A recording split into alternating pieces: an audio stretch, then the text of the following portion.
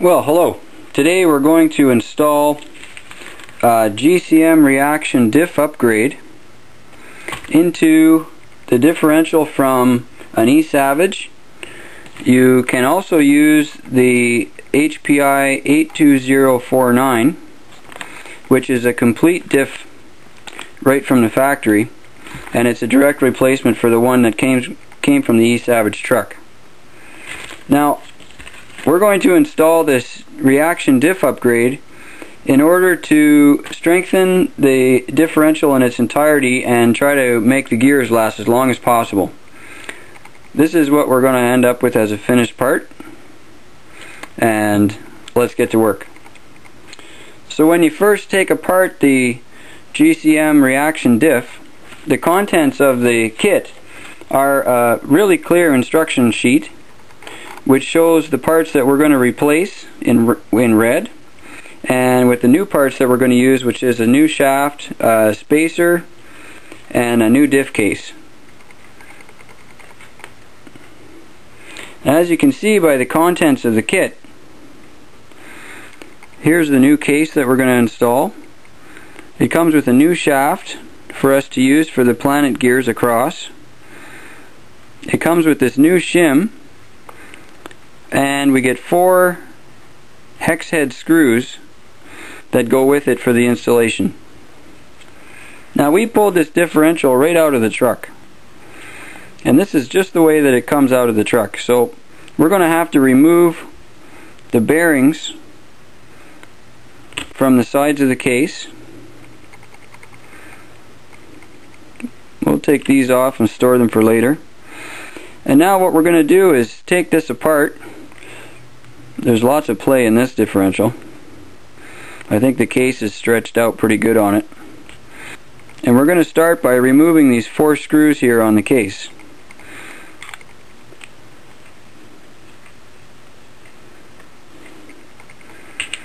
So we've got the 4 screws off now, and we're going to split the case just like this. So you can see now that on this part we're going to reuse this gear, and we're going to reuse this gear, and remember to keep the O-ring on the gear right here.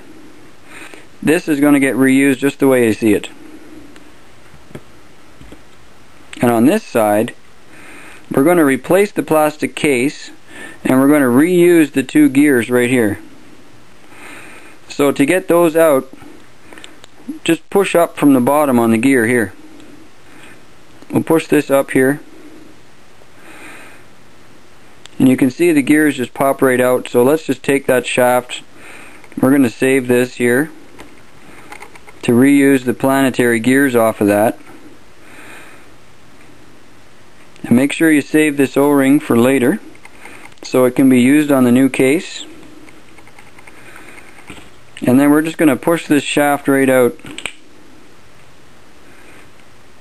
So there's the original case, which we're not going to use anymore. We'll just put it aside. And this gear that came from the inside of the case, we're going to reuse this gear. Now, the first step to assembling the new diff is going to be to put that spacer on the back of this gear. As you can see, there's lots of grease on this gear already, so we're just going to take the new spacer, slide it right over top of the gear, right, just like that, and make sure it's seating flat on the gear all the way around. Just have a look at that and make sure it sits flat on the gear.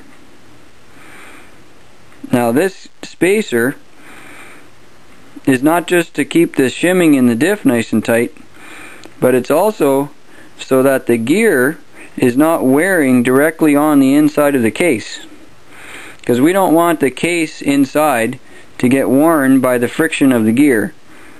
So we're going to put the shim on there first. So let's take the case now, and we're going to start assembling the parts inside the case. There's one really important thing to remember when you're doing this. You don't want to get grease into the screw holes here, because if you get grease in the screw holes, then when you put the screws in, the thread locker is not going to work on the threads. So the first thing we're going to do is put some grease in the bottom of this diff cup right inside here, And then we're going to install this new setup right into the diff case. Now our favorite grease here for differentials is nothing more than a common white automotive grease. And we're going to get just a little bit of that grease here. And we're going to put that grease right inside the diff cup here, down in the bottom.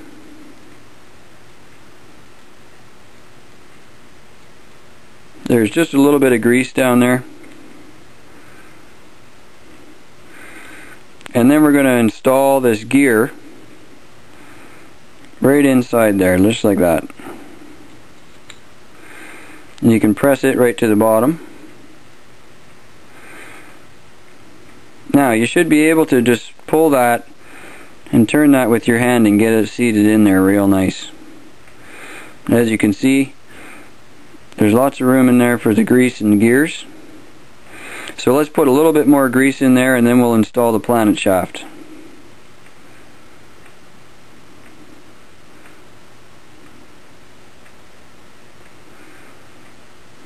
Put a little bit of grease on both sides. About a quarter full. And we're going to leave that aside now and we're going to work on the shaft. Now this is the original shaft that was used in the original differential, and we're going to take off the planet gears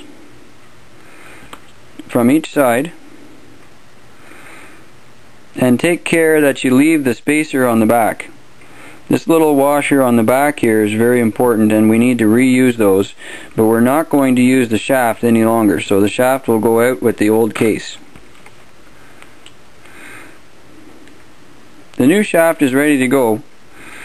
So we're going to install the new shaft into the gear, taking care to put the little shim on the back, just like that. And we'll do the same thing on the other side. Install the gear, make sure the shim is on the back. So now what we've got is the new shaft, and we've got the original gears on there with the little shims on the back, and we're going to drop that right into the case just like this, just like that. Now the greatest thing to do now is to simply push the shaft down into the case. We're going to push it in there, and that's going to give the gears a chance to seat on the gear in the back, so they sit right to the bottom. There we go. Now we're going to put a little bit more grease in there.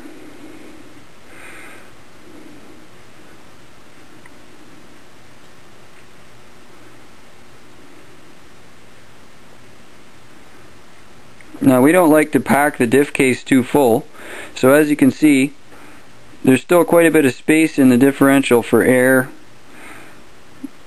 and a place for the grease to fly when the differential is getting used. So at this point now we're going to install the top gear on there. And if you notice, the gear has these indentations in it here. There's a larger one here, and then there's a smaller one on each side. Now these parts actually match into the case, and they just fit together just like that. Now if you press that in, you should feel that it actually locks right into the differential case even without the screws. And we're going to put in the 4 screws with some Loctite. We always use the blue thread locker, which is the medium strength. You can just simply roll it in there, and there you go. I'm going to drop that right in there and finish up the assembly with the screw. Now you can check that and just make sure that it's still smooth, and that's going to make a real nice, real tight differential.